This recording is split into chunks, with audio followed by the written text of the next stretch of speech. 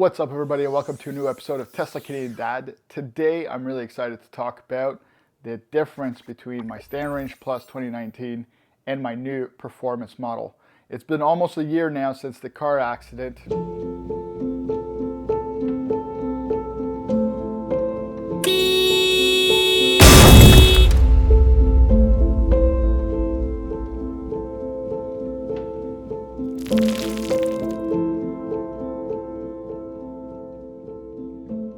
However, I decided to, make a bad situation into a good situation, and I was able to jump on a performance model that was made available to me just a few days after the accident. It's been almost a year. People have been asking me where the video is. I wanted to actually test this car out for real before I made this video. So I've owned it for almost a year now, and I've went through 2 different road trips with it, as well as a harsh winter once again here in Ottawa, Canada. And I can tell you, there's a lot of advantages of going from the Stand Range Plus to the performance model, obviously. And one unfortunate issue I'm still dealing with on a daily basis. We'll get to that a little bit later. First off, let's talk about the improved range. It's like the Model 3 Performance is the Energizer Bunny of electric cars. It just keeps going and going and going. Compared to my old Stand Range Plus, which had a range of 250 miles, this new baby can travel up to 315 miles. That's more range than a marathon runner, folks, and you don't even have to sweat for it. But later in the video, I'm actually going to explain how I actually got an additional 14% of range to increase it to 360 miles. We'll get to that a little bit later. Now let's talk about speed. The Performance Model 3 has got some serious pep in its step. With its dual motor and all-wheel drive system, it can go from 0 to 60 miles per hour in 3.3 seconds. That's faster than a cheetah chasing its prey. And if that's not enough, it has a top speed of 162 miles, which is like breaking the sound barrier for an electric car. So buckle up, because driving this car is like a roller coaster ride without long lines and screaming kids. So the number one question I always have when people ask me, hey, was it worth the upgrade to the performance model? 2 things come to mind. The extra range obviously is absolutely fantastic to have. The more range you have, the better it is. It's just plain and simple. And then the second is the all-wheel drive versus rear-wheel drive of my Stand Range Plus. Now, I was never afraid to recommend a Stand Range Plus to any fellow Canadians because I actually never had an issue with my Stand Range Plus in these very, very harsh cold winters. My range went down? Of course it does. Okay, dramatically on most days? No. What about handling a rear-wheel drive in winter snow on ice? Personally, I didn't have any issues. Can I feel the difference between my Stand Range Plus and the performance model? Absolutely. And that is one of the biggest surprises for me. I didn't expect that big of a jump in handling and performance in winter conditions. To be honest with you, it blew me away. The performance model is like driving on studded tires all year round. Plus, the new steering wheel is like a warm hug on a cold day. I didn't expect to love that new feature as much either. Now, the new Stand Range Plus also come with heated steering wheel, so don't stay away from the Stand Range Plus because of that. But my Stand Range Plus did not have a heated steering wheel, and it's something I would have a hard time going back without. So thumbs way up for the performance model for handling winter conditions. I mean, it's like there's not even snow out there. So really impressed. Didn't even come close to being stuck at any point in time. And as you can see, we have a lot of snow here in Ottawa, Canada.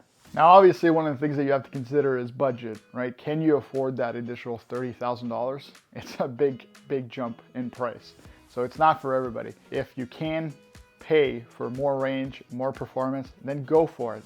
However, if you can't, don't be afraid to buy the Stand Range Plus. It is a fantastic car nonetheless.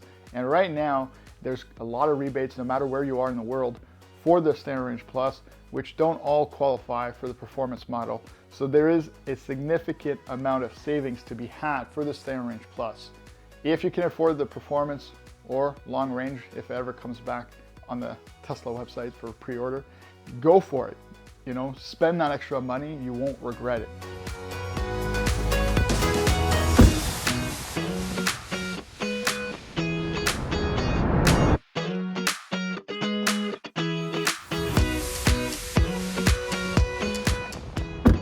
Holy Model 3 Batman, it turns out that downsizing those wheels can really do wonders for your ride.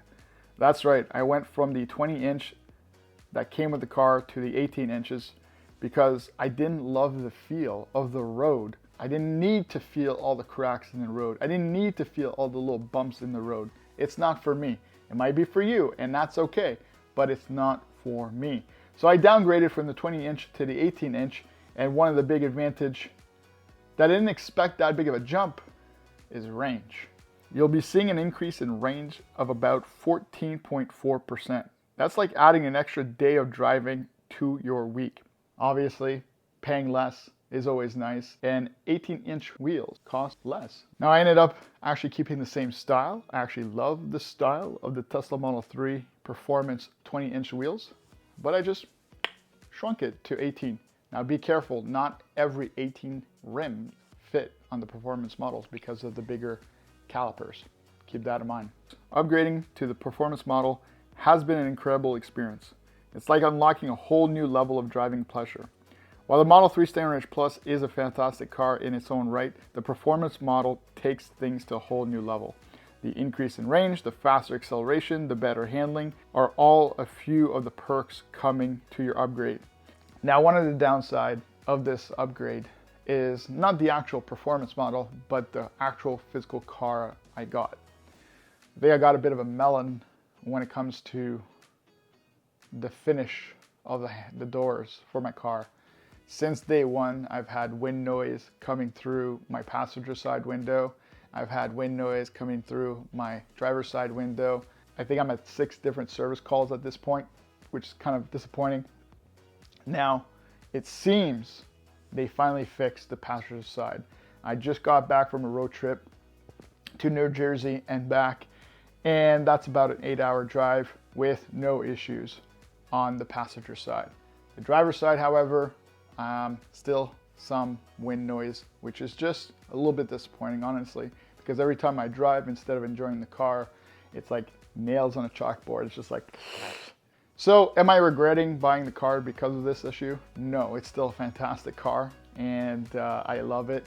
And one of the things, of course, is the Performance model has a ridiculous amount of acceleration, even more so than the Standard Range Plus. My kids went from, again, Daddy, to, no, don't do that again, don't do that again. So, yeah, it has more kick, obviously, than my Standard Range Plus. I think that's it. What do you guys think? Any other questions you might have about the Standard Range Plus Performance model, going from the Standard Range Plus to Performance model? Drop a comment below, ask away. And if you made an upgrade from the Standard Range Plus to a long range or Performance model, was it worth it? Let us know. Don't be shy. We'll catch you in the next one. Happy driving, everybody. See you out there. Now, one of the things I was really impressed is when I was backing up from my driveway, my Standard Range Plus would have, not a hard time getting out, but you could feel it, I would say.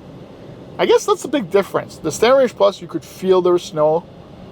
This thing just powered right through like there was no snow on the ground.